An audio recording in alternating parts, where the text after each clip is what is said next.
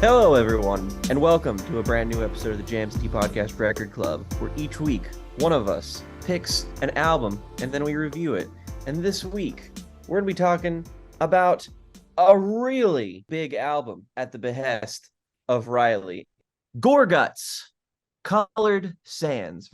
Gorguts are a technical death metal band from Quebec, Canada. One of the biggest and most celebrated, beloved, innovative bands in the technical death metal space. One of a number of tech death bands from that specific sort of Canadian scene as well. Most known and celebrated for their 1990s work, particularly their seminal 1998 album Obscura, which is regarded somewhat dubiously as one of the high pinnacles of technical death metal. I say somewhat dubiously because it's one of those albums that's so intimidatingly sophisticated and ruthlessly precise and brutal that it's very difficult to approach unless you have a particular sensibility or a taste for music that is just basically chaos. I mean, it's very difficult to do justice to a record like Obscura, and I certainly wouldn't want to burden us with having to review that album because it's a real piece of work. I love that record. To me, it's one of the most impressive albums I've ever heard. Without that, and that's not a slight either. That's not me saying it's incredibly impressive at the expense of having heart, because a lot of people have said that about Gorguts music in the past, is that, you know, it's all very technically impressive, it's all very compositionally sophisticated, but there's no soul in it for a lot of people. And I think that's a complaint that I've seen, you know, towards tech death in general a lot, as well as that, you know, even compared to regular death metal, which, you know, let's have no illusions, is also very compositionally sophisticated.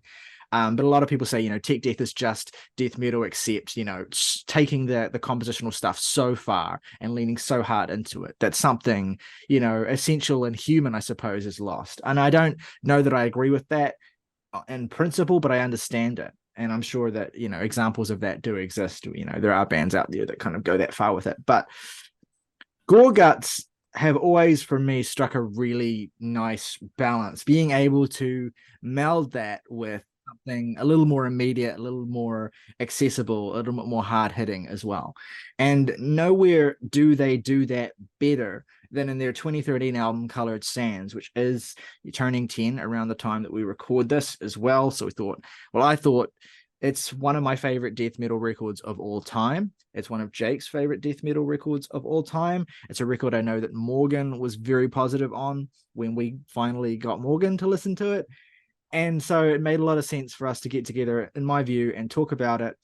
And also, I think, to highlight this, because it is more so than any other Gorguts album, it's one that has more of an accessible conceptual bent. It has a way in terms of what the album is about that makes it a little bit more approachable and makes it a little bit more satisfying as well to talk about on that album level, because it is a record that more or less tells a story from front to back, is heavily informed by Tibetan culture and history, and the frontman of Gorguts, Luc Lemay's fascination with Tibetan culture and Buddhism and all of those sorts of concepts, weaved into a kind of historical tapestry that tells, in a broad sense, the story of the culture, the people, and their way of life as it existed in some unspecified heyday. And then a kind of the downfall of that, or the oppression of that, from the invasion of China in the mid-20th century, and the violence that was wrought upon the Tibetan people in the name of seizing their land and basically usurping and taking in their culture. It's, now, we're not history experts, and to be fair as well, the record is not exactly filled with historical detail. It's more a record about the nature of this tragedy, the nature of this assault, the nature of this genocide, if we're to be really frank about it, and a particular aspect of its tragedy, which is how the pacifism and non-violence of Tibetan Buddhist culture ultimately ended up contributing to their undoing by putting them in a position essentially where they were unwilling to fight back in that way against their oppressors and ultimately fell under the weight of that assault. Not to say that Tibetan people and Tibetan culture is gone, all that, but it's just through the lens of Luc Lemay's writing and through the perspective that the band takes, this is essentially a story that initially is celebrating Tibetan culture, and then also, as the record goes on, frankly depicting the horror of this assault, basically. So, it's not a record that it's a record that is very much an outside perspective, and that's, I think, really important to establish when we're kind of alluding to the subject matter here. This is a record from someone from a Western perspective looking upon this culture and basically creating this work of art about this tragic downfall, basically. So that's one aspect of the record that's really, really fascinating, and that adds a kind of emotional through line to it. Makes it really, really easy to connect with on that level. It is also, I would say, the most accessible Gorguts record musically. And I say accessible, it's a loaded word. For starters, it's one of only 2 records they've released this century. 3, I suppose, if you count Pleiades Dust, which is an EP. But it's Gorguts very much taking to a much more modern production style, a much richer, cleaner, denser mix, which is not to say their previous records didn't sound great, and they did. They sound really great and really full, and that's one of the things that makes Gorguts an amazing band, is that they've always made great sounding records. But Coloured Sands really has a kind of vibrancy and a dimensionality to the way that it sounds that makes it feel really rich, that makes it feel really huge, that makes it feel really satisfying as a headphones listen. And also, I think I've talked about how, they're one of the techiest death metal bands. Like, they've one of the most kind of compositionally dense and complicated and all that sort of stuff. I actually think that Coloured Sands is a great example of how they're able to do that, but also at the same time infuse enough sort of familiar, comfortable tropes of more conventional death metal into the mix to make it a little bit easier to listen to, and not quite as alienating as something like Obscura. You have a fairly predictable and standard structure that's adhered to across most of these tracks, with really immediate and satisfying riffs, with a great presence of the rhythm section, with fantastic soloing, and with an immaculate and powerful vocal performance as well. It's really got the whole package, this album. And of course, while in death metal circles, Gorguts are really, really celebrated, I wanted us to kind of be able to dedicate a video to this record in particular and really kind of broadcast it out there as, in our view, one of the pinnacles of the genre. But yeah, what do you guys think? I mean, what's most satisfying about this album? What do you gravitate to when you listen to this? And why do you think it's a great record? There's just a lot to unpack with this record, and sort of calling it their most accessible record is, I mean, like I guess Gorguts, I think, is maybe the only artist I can think of where I've heard all of their albums, and I think each one has gotten better. Coloured Sands is their pinnacle, really. Certainly one of the defining metal releases in a year that had also had Sunbather and One of Us is the Killer and Altar of Plagues. Front to back, this thing is incomparably well put together. I know Luc Lemay listed Porcupine Tree and Opeth as influences, which is just like fucking bait. You've baited us. But I think that really does shine through. It's also interesting because he specifically dropped the incident, and I see what he's getting at least in terms of how that relates to this album conceptually. And it's a really interesting story it's telling. Although, if I'm honest, that's never really been the appeal of this album to me specifically. I think a lot of the story it tells is in the compositions themselves. That's the way that I interface with it. The music is as intricate and layered as Gorguts always has been. It's sort of, I think, when he was talking about making Obscura, he approached that record as if they were making a new sort of musical language in extreme metal. And each subsequent album has been a sort of either a further translation or a variation on that idea. And I think Colored Sands is the most ambitious and rewarding version of that. Yeah. It's worth noting as well at this point that the record was produced internally by bassist Colin Marston, who's, by the way, a legendary bassist who's played for many bands such as Chaos, Imperial Triumphant, Altar of Plagues, Liturgy, Krallis. Actually, yeah, Krallis is probably like the most core band I've mentioned in terms of his contributions. But yeah, Colin Marston, an incredibly seasoned veteran, even at this point. And here playing the bass on this record, incredible bass lines that he's laying down. You know, I think the first couple of listens of this, it might be easy to overlook some of the stuff that's happening with the rhythm section on this record, just because what's so demanding about Gorguts and what's so in your face is the guitar work, you know, just everything about the riffs that are being laid down, but also the rhythmic stuff that's happening from that standpoint as well. Basically everything that Luke's doing, that Kevin Hufnagel's doing. I mean, those two basically playing off each other and together building these swirling compositions of dense and layered guitar.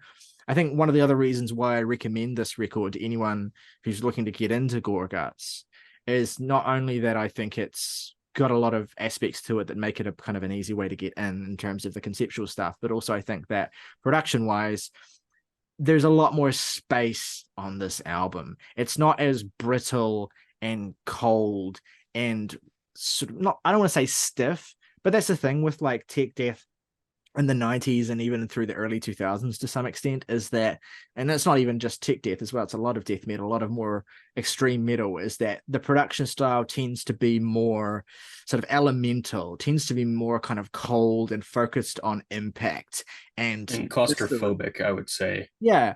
Whereas, you know, getting into this now, and I think this is where the influence of Steven Wilson as a producer and Opeth as well, the work that they did together and what they achieved in terms of the sound that they laid out for, you know, aggressive, extreme metal, was, you know, this template of space, this template of atmosphere, this template of real, like, I say dimensionality because what I mean is, you know, it's a sense of an actual landscape that all of this is existing within.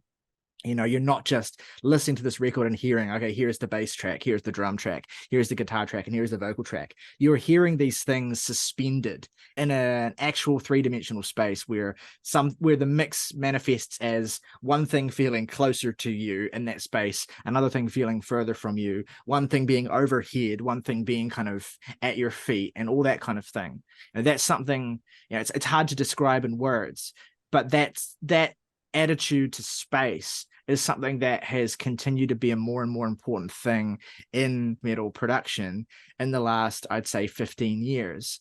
And Colored Sands is like a really great example of the possibilities of that and the power of that.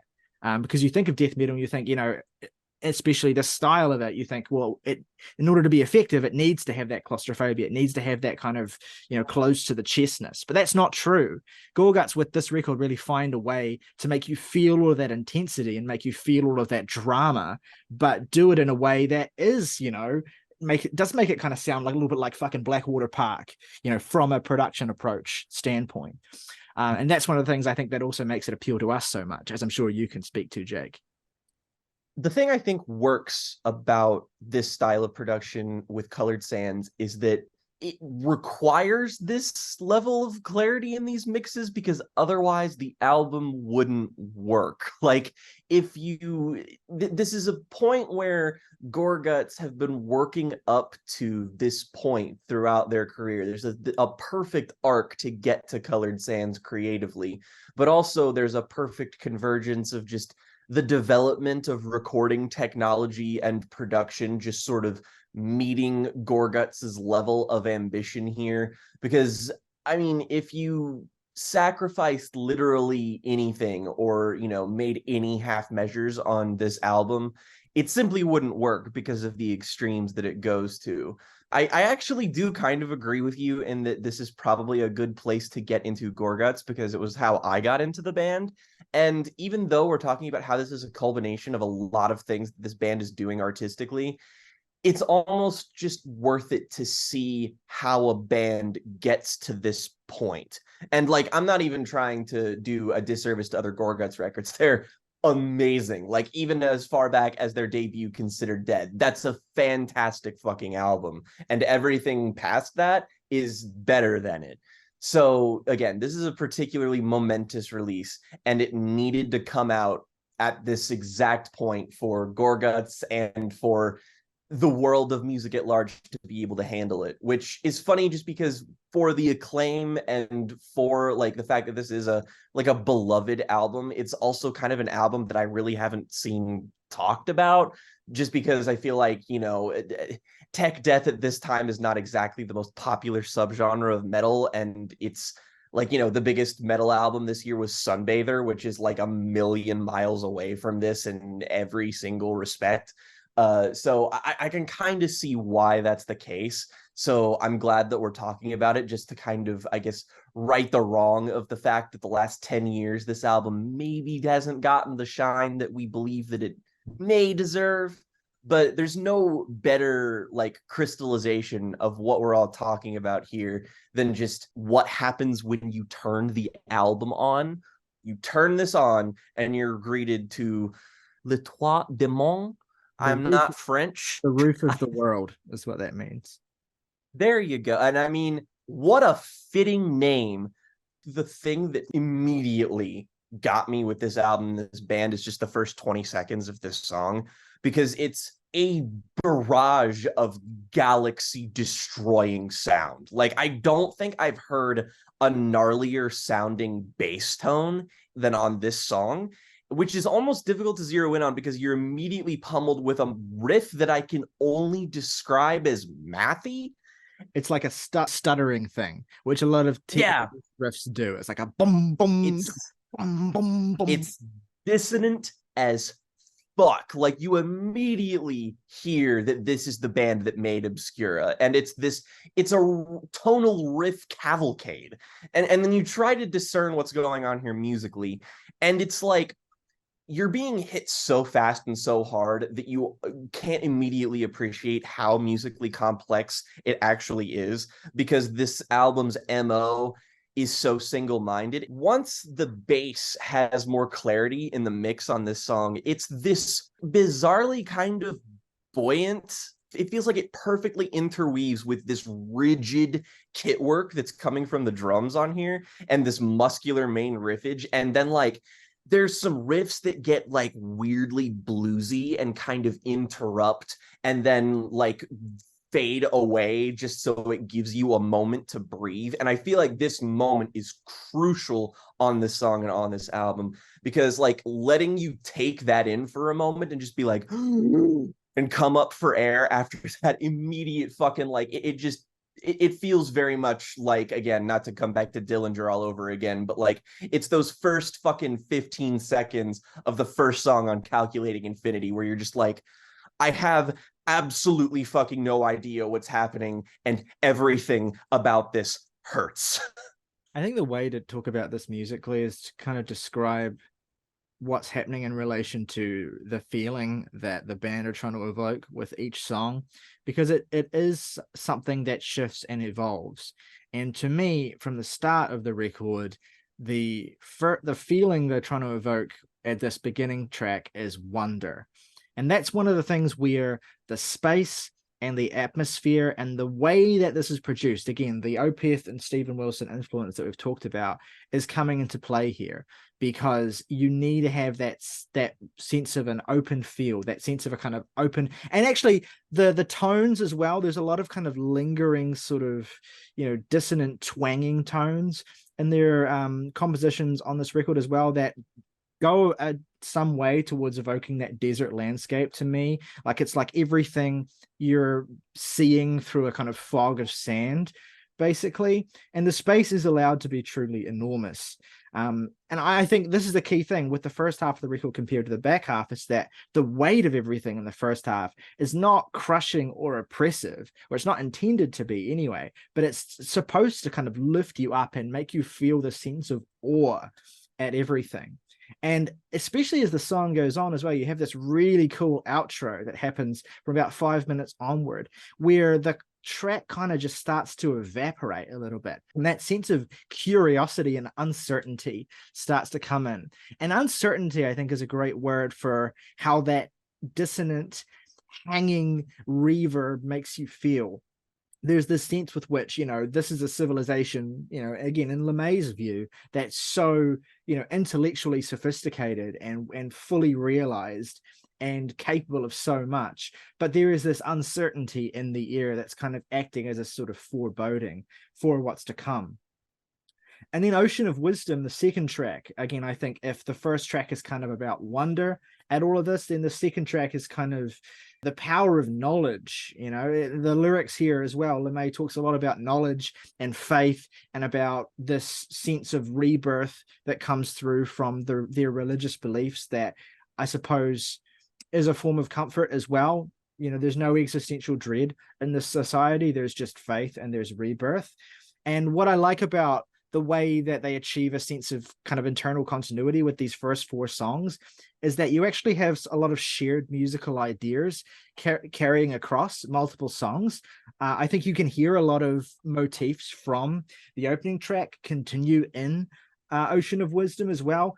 And I think with these lyrics kind of referring to how much power they've accumulated through their intellectual study and through their knowledge and through their philosophy, you get that reflected in the fact that the guitar leads in this track are so loud. They're really fucking loud. They're almost overpowering. And that's one of the things that I mean when I talk about how it can be easy to overlook the crazy shit that Colin Marston's doing on the bass and that John Longstreth is doing on the drums here, because the leads and the mixing on the guitars just so loud. You have some really crisp and sizzling cymbal hits as well from Longstreth, and I love those cymbal hits because they make you feel the desert heat. You feel like you're burning in that heat. And actually that idea of burning heat that you get, again, it's all interpretive. It's all just how the music sounds to me. But that idea of like a burning heat is an interesting motif, because it comes to mean something very different in the second half of the album, and much more tragic and terrifying. You've got these really gnarly leads, but you also get these really clean guitar passages that come through in the song that, again, carry earlier ideas in a new way. Again, this is kind of Le Tuat du Monde Part 2, but you've got a little bit more of an Eastern flair to some of what's going on musically. It can be hard to hear at certain points, but you have acoustics being played at certain parts of this track as well. Again, a really crisp tone that I can tell is very influenced by how Steven Wilson produces acoustic guitars. An acoustic guitar? Yeah. On a Gorguts album? Once you start to know this album back to front, you realize it's quite predictable in its structure, because you almost invariably have a guitar solo like almost exactly at the same point in every song, which is usually around about 5 minutes in.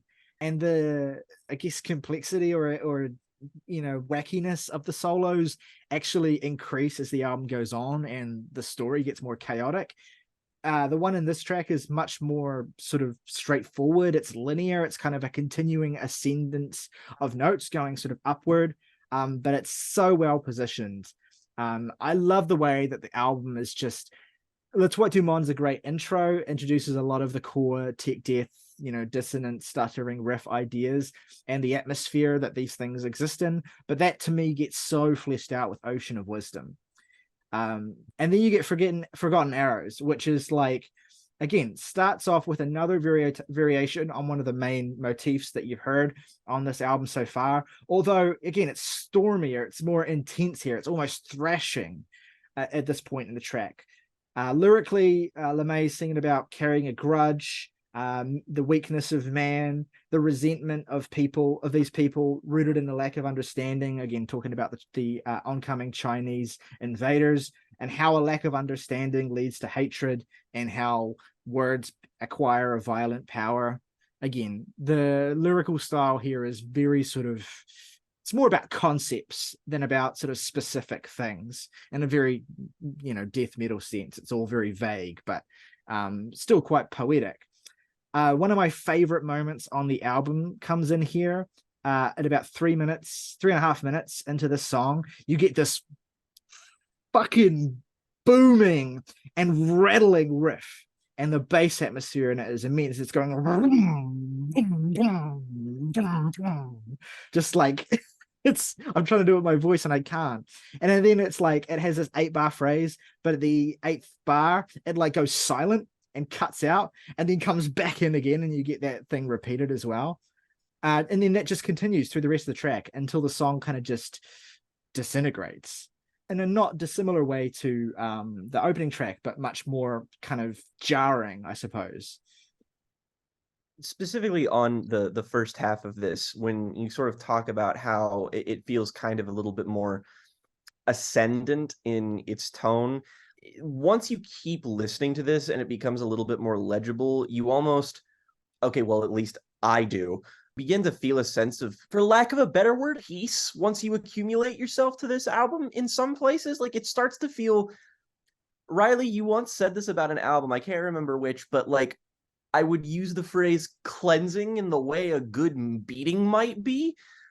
To paraphrase you, like the blast beats in songs like Ocean of Wisdom, or like they feel textural in the wake of everything else, and it all just kind of like tickles like the weird masochistic part of your brain that just gets a ridiculous amount of enjoyment from music like this.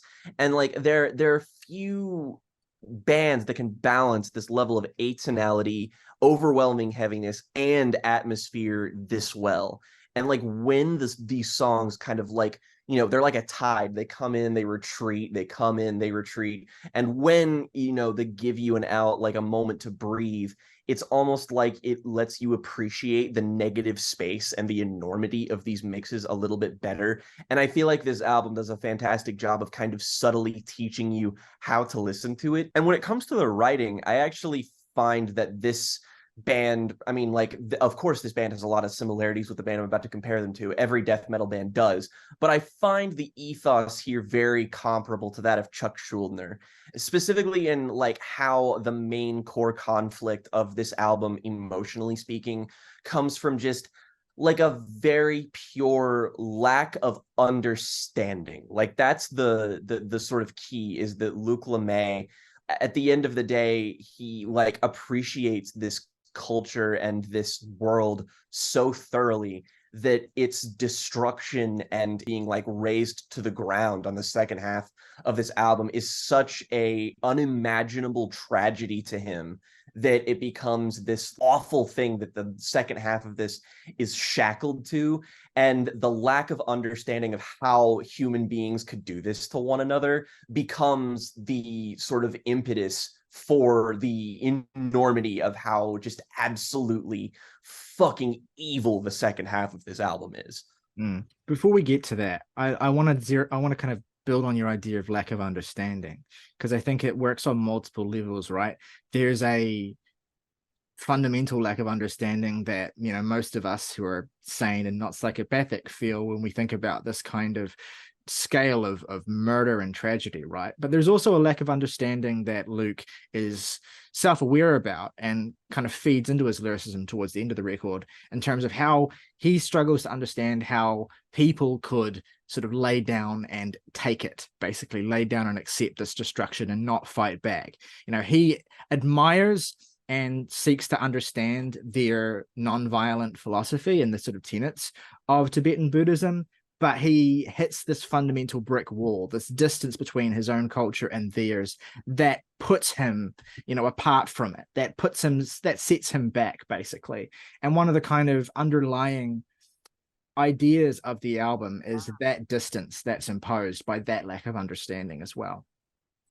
I want to talk about the concept of the album in terms of what the title refers to. Colored Sands is a reference to the sand mandala, which is a form of Tibetan Buddhist tradition where various pigments are used to color sand into this huge, like, ornate, gorgeous tapestry. Basically, if you've never seen the sand mandala before, I recommend looking them up. Like, you look at it and you think that's that's just something someone's painted onto parchment, but it's actually this ornate, very intricate manipulation of sand with paint. And so it's a huge part of Tibetan Buddhist tradition. And what a sand mandala is created for is to be destroyed. It is created to be dismantled in a tradition that's intended to symbolize the transitory nature of material life, basically, the sense with which everything is on an infinite timeline, basically, of change. And that's, you can relate that to reincarnation as well, and to the belief in the persistence of life through many different forms. This philosophy holds as one of its core tenets this idea that everything is transitory, that everything is continual. And that is a way of understanding, that is a way of kind of visualizing and conceptualizing that into something physical that is symbolic, basically.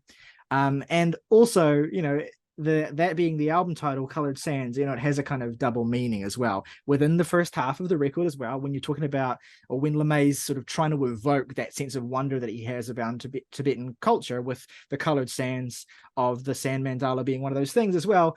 Colored sands in the second half of the record, in the destruction and the murder and the genocide, becomes obviously a way of referring to or visualizing that the spilling of blood, basically, in that landscape, the coloring of sands with a different pigment.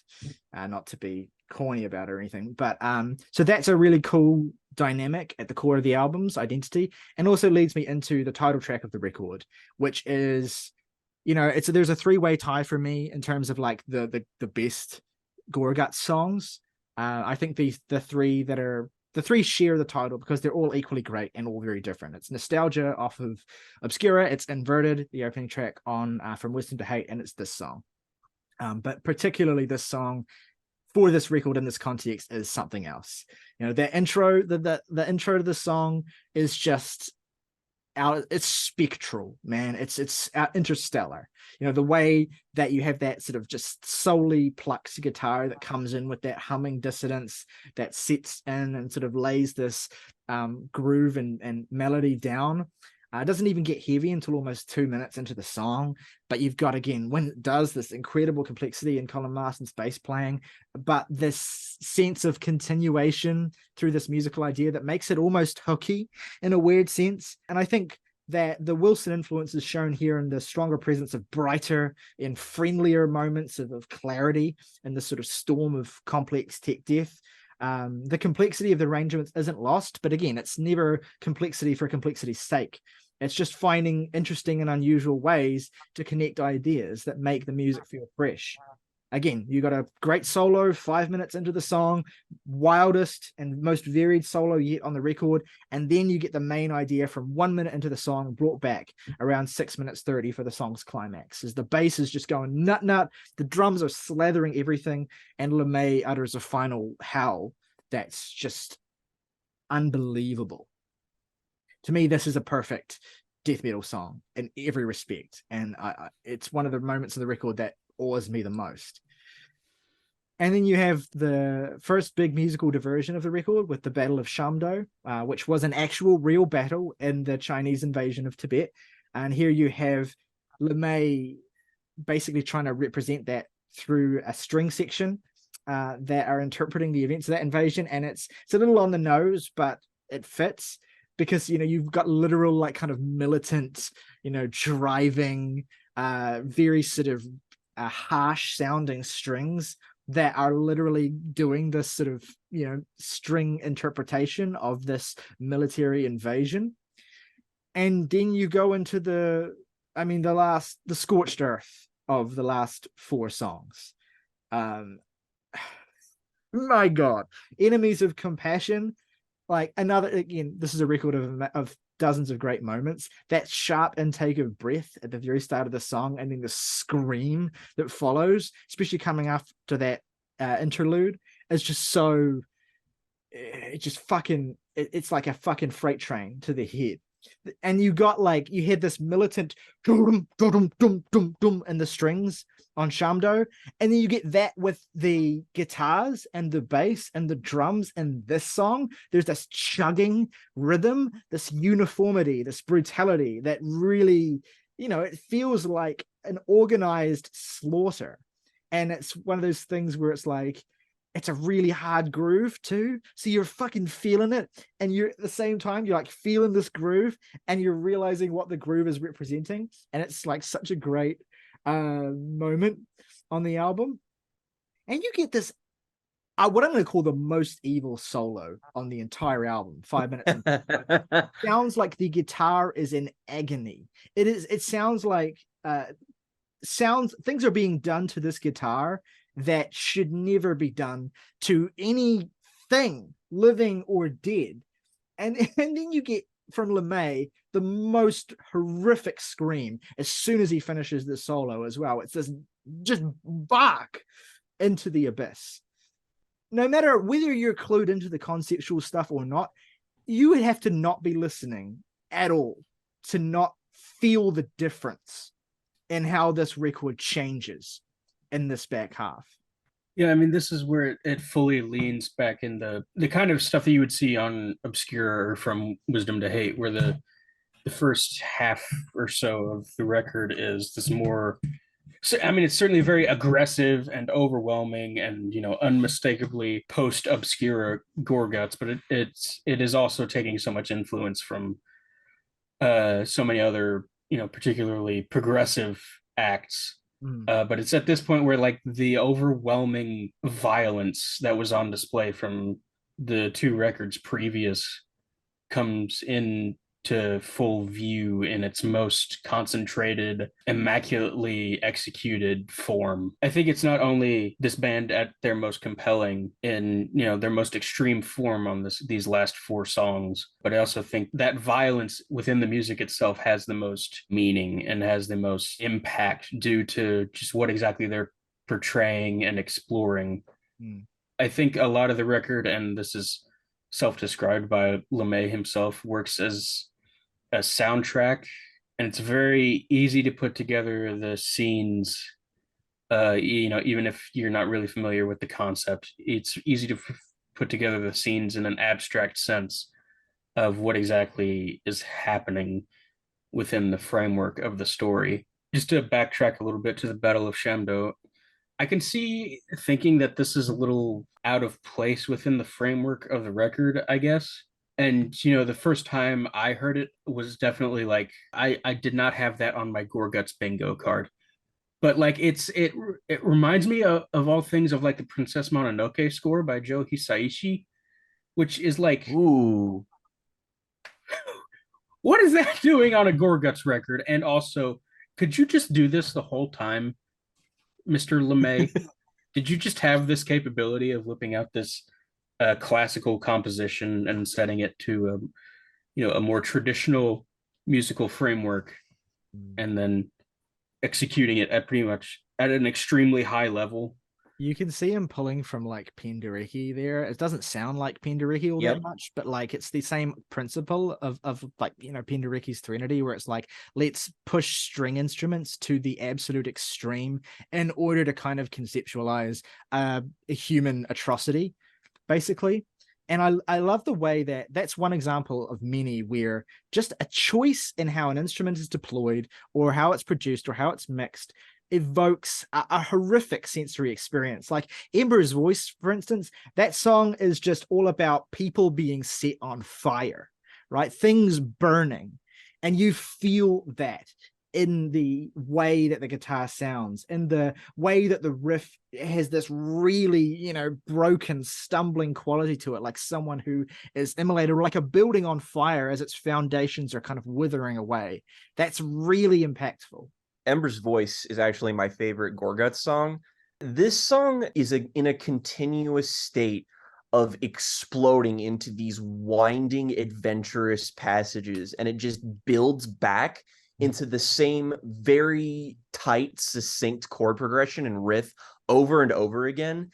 Like, the way this is done should be studied, because it's a chief example of how to ground something unwieldy, ambitious, and heavy into a core idea that feels cohesive. Like, this is a stuttering, stammering, lumbering run-on sentence of a song that keeps like coming back to that single brief refrain where each section just kind of becomes longer and longer with each digression. And it's the first time on the album where the tension dispersal itself is kind of what feels dangerous about the song rather than cathartic. Like, it induces a panicked anxiety in me that's really difficult to properly explain. And like, yet again, this ends with an insanely colorful lyrical solo that just howls into the fucking ether, that just sort of lays the stage for those final two monstrous fucking songs. It's the solo in this one is just like, it's shrill, it's like really unpleasant,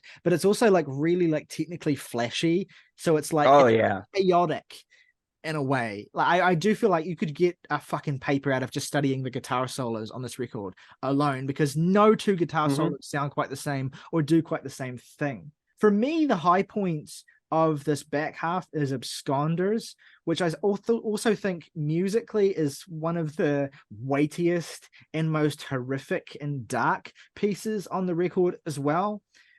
But there's a dynamism to that, because thematically and lyrically, it's also a demonstration of the resoluteness of the Tibetan people, like really at its strongest. Again, with these last few songs, you get that resoluteness, that sense of, you know, we will continue and we will persist, and we don't need to be violent in return to what we are experiencing. And LeMay's incomprehension at how you could respond to this fire and brimstone and death and destruction with that, it really comes to the fore. One of my favorite lyrics on the album is here: darkness shall unfurl its wings and give us all the answers. That idea that, you know, no matter what happens, that, you know, darkness will fall on us, and yet somehow from that we will continue to gain knowledge. We will continue to kind of be enriched by it, be enriched by what we're experiencing. That's an incredible, a powerful way to feel. To feel that, you know, this suffering and this pain and this, all of this is only going to enrich you.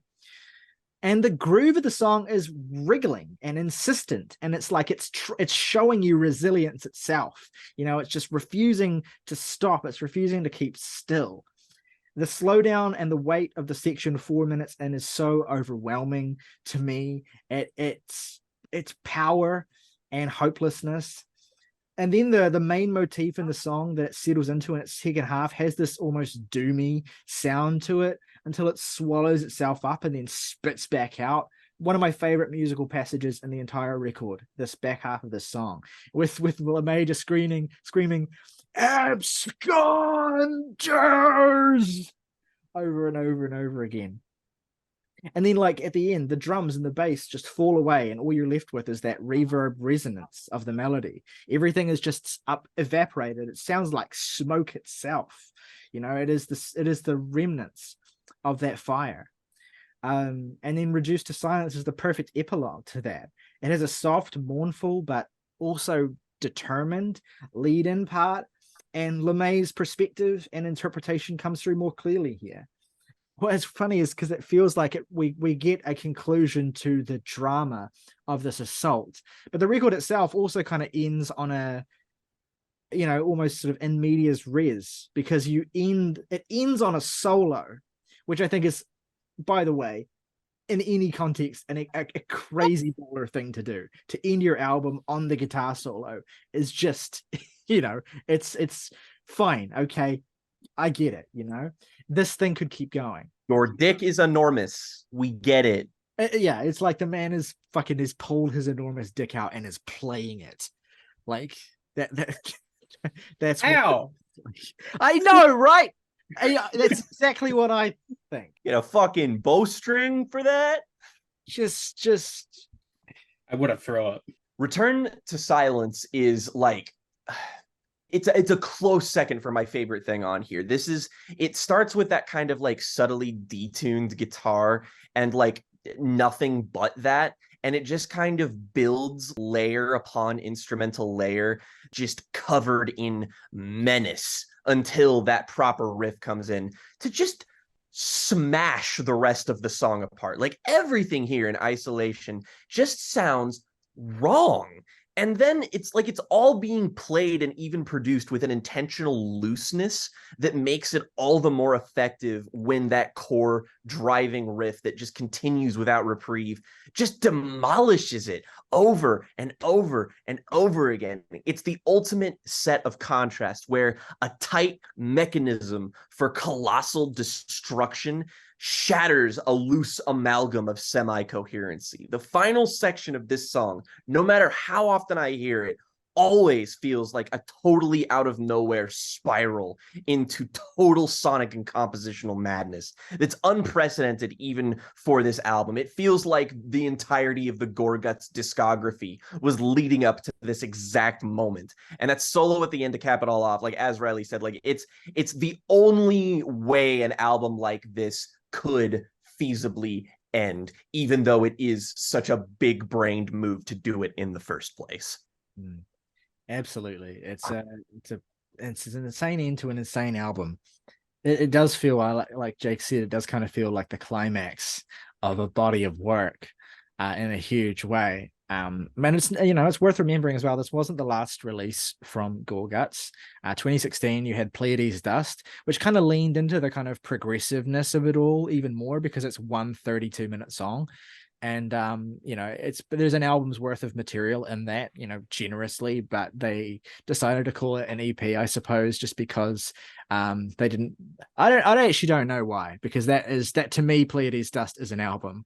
But it's a great continuation of their evolution in terms of kind of pushing forward as well, saying, hey, we can take a lot of elements of the increasing prominence of progressiveness in metal, and we can kind of push that into what we do and make a fucking epic sweet.